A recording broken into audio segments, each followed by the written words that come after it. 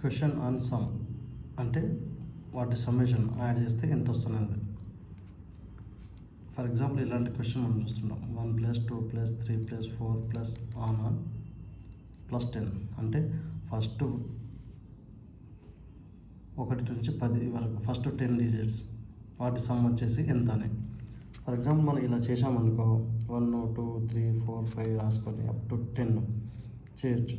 But very time taken, చాలా time తీసుకుంటుంది. Answer కూడా వస్తుంది. సో మనకి ఇక్కడ దీని సమ్మేషన్ వచ్చేసి 55 వస్తుంది. బట్ మనం దీన్ని ఈజీగా ఇలాంటి ఓకే మనకి ఇక్కడ వచ్చిన 1 to 10 ఇచ్చింది కాబట్టి బాగుంది. ఇప్పుడు ఇక్కడ ఫోర్త్ ఆప్షన్ చూడండి 1 నుంచి 10,000 వరకు వాటి సమ్మేషన్ ఎంత, అప్ టు 10,000.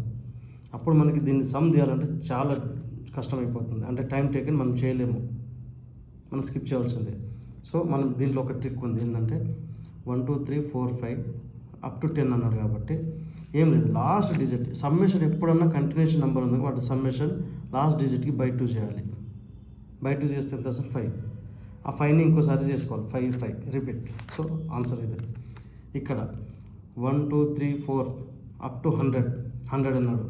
100 బై 2 మన ఏంది ఇక్కడ బై 2 చేయాలి. బై 2 100కి బై 2 ఎంత వస్తుంది, 100కి బై 2 అంటే 50.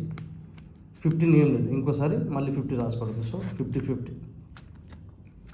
ఇక్కడ సేమ్ 1 2 3 4 అప్ టు 1000 అన్నాడు.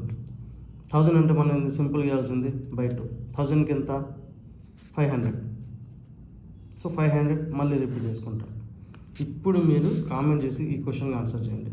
1 2 3 4 అప్ టు 10,000 ఆన్సర్ ఎంత వస్తుందో అనేది సమ్మేషన్ పైన షార్ట్కట్లో చాలా ఈజీగా మనం సాల్వ్ చేయొచ్చు.